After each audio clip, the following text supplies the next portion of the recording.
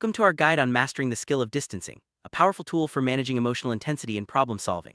In this video, we'll explore how distancing can help you navigate overwhelming feelings, regain control, and find calm even in the midst of emotional storms. Whether you're new to emotion management or looking to refine your skills, this journey will provide practical steps, relatable examples, and actionable exercises. Let's begin by understanding what distancing is and why it's so important for emotional predictability and problem solving. Before diving into the techniques, let's set the agenda for our session. We'll start by reviewing the skills monitoring card and reflecting on the coping strategies you've used recently. We'll also revisit the homework on identifying emotional filters and introduce the concept of autobiography in 5 short chapters as a way to understand personal growth. Finally, we'll practice distancing during emotional episodes, focusing on relaxation breathing and creating calming images. By the end, you'll have a toolkit for handling intense emotions more effectively. Reinforce your learning, you'll have a few homework assignments. Continue filling out your skills monitoring card and keep track of emotional filters throughout the week. Practice distancing whenever you notice emotional intensity and make relaxation breathing a daily habit. If you haven't already, create a calming image or collage to help ground yourself. Finally, consider inviting supportive team members to join you in evening sessions for added encouragement.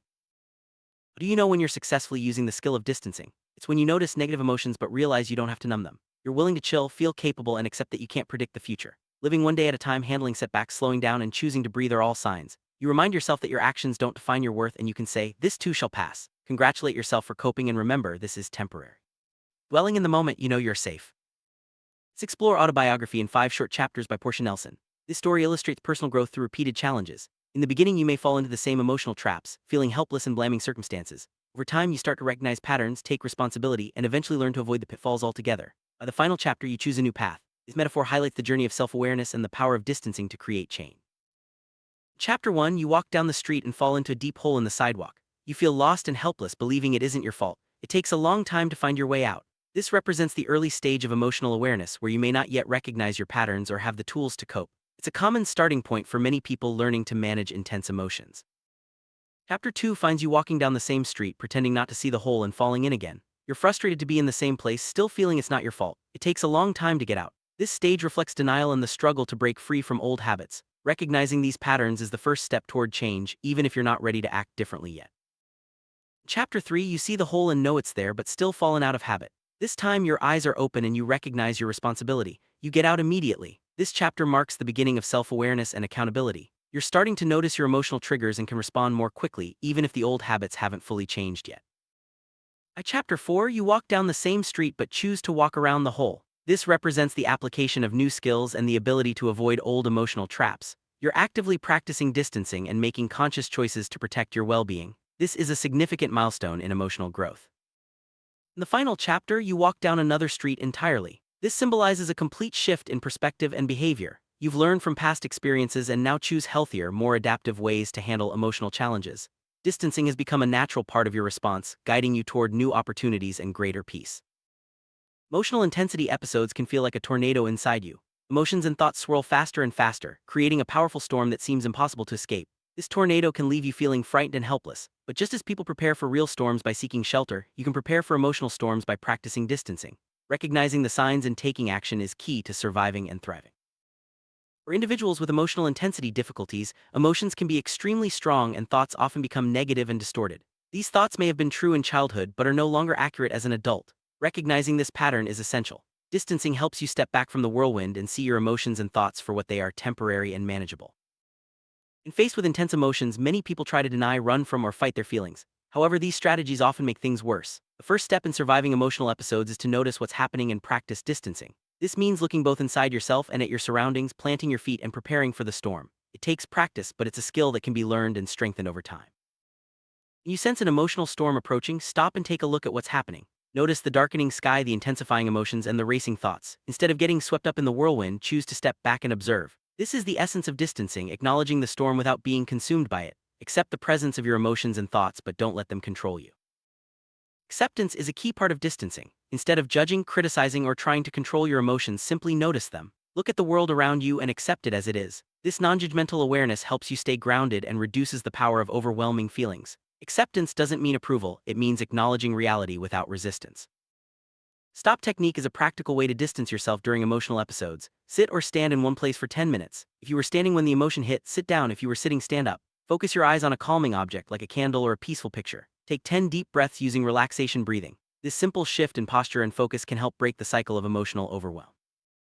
Take a moment to observe what you're doing during an emotional episode. Are you yelling, crying, packing, or withdrawing? Name your behavior without judging it as good or bad. Write down what you notice. This step helps you become more aware of your actions and creates space between you and your emotions. Awareness is the first step toward change. Next, look at your feelings and rate their intensity on a scale from 1 to 5. Don't name the emotions just yet, simply notice how strong they are. This helps you separate yourself from the intensity and see your feelings as experiences rather than facts. Over time, this practice can make emotions feel less overwhelming and more manageable. Now turn your attention to your thoughts. What kind of thoughts are you having? How caught up are you in them? Acknowledge your thoughts, then let them go. Notice if any mental filters are activated. These are patterns of thinking that may distort your perception. Just observe the tornado of thoughts and emotions without getting swept away. Admit to yourself that the emotional storm is coming. Remind yourself, I have an illness, I'm not a bad person. These thoughts and emotions are just my illness. Step back, step away, and take shelter. Find a safe place, whether it's your bedroom, a favorite chair, or even a quiet spot in public. Physically and emotionally remove yourself from the situation to gain perspective and calm. Once you've distanced yourself, distract your mind with opposite or neutral behaviors. Engage in activities that shift your focus, such as listening to music, drawing, or going for a walk. Think about other topics or ideas that are unrelated to the emotional episode. These distractions help break the cycle of rumination and give your mind a chance to reset. A powerful way to support distancing is to create a calming image. Use magazine clippings, drawings, or photos to make a collage of things that help you feel relaxed and comfortable. This could include beautiful scenery, favorite objects, or images of people and animals that bring you peace. Place your collage somewhere visible and look at it daily to reinforce your sense of calm. One of the most effective ways to stay present during emotional intensity is to focus on your breathing. When you're upset or anxious, your breath may become shallow or rapid, which can increase distress. Practicing relaxation breathing helps slow your breath, calm your body, and distract your mind from overwhelming emotions. This is a portable tool you can use anywhere, anytime. Practice relaxation breathing. Sit comfortably with your feet flat on the floor. Breathe in through your nose and out through your mouth, taking as long as possible to exhale. Place one hand on your chest and one on your stomach. As you inhale, your stomach should rise more than your chest. As you exhale, your stomach should fall. Practice this until it feels natural and try it lying down for added comfort. Start by inhaling to a count of 4 and exhaling to a count of 4. As you get comfortable, try extending your exhale to a count of 8, then 12. Use your diaphragm to breathe deeply, feeling expansion in your mid-back, sides, and upper stomach. Don't force your breath out, let it flow naturally. This technique helps regulate your nervous system and brings a sense of calm. For deep abdominal breathing, lie face down with your arms loosely over your head. As you inhale through your nose, feel your stomach push against the floor. As you exhale through your mouth, feel your stomach relax. You can also try this on your back with a small book on your stomach. The book should rise as you inhale and fall as you exhale. Practice until it becomes second nature. Gather magazines, photos, or drawings and cut out images that evoke calm and relaxation. Arrange them into a collage that represents your personal safe space. This visual reminder can be placed on your refrigerator, in your binder, or anywhere you'll see it often. Some people make several collages to keep in different places, reinforcing the skill of distancing throughout daily life. You know you're using distancing when you can live through negative emotions without numbing them, feel capable, and accept uncertainty. You handle setbacks, slow down, and choose to relax and breathe. You separate your actions from your self-worth, remind yourself that difficult moments are temporary, and dwell in the present knowing you're safe. Celebrate these moments as signs of growth. Take a moment to reflect on what you found most helpful in this lesson. Was it the practical breathing exercises, the metaphor of the emotional tornado, or the process of creating a calming image? Identifying what works best for you will help reinforce these skills and make them more accessible during future emotional episodes. Keep practicing and revisiting these techniques as needed. Summary: distancing is a vital skill for managing emotional intensity and problem solving. By observing your behaviors, feelings, and thoughts, practicing acceptance, and using relaxation techniques, you can weather emotional storms with greater resilience. Remember to complete your skills monitoring card, practice daily, and use your calming images. With time and practice, distancing will become a natural and empowering part of your emotional toolkit.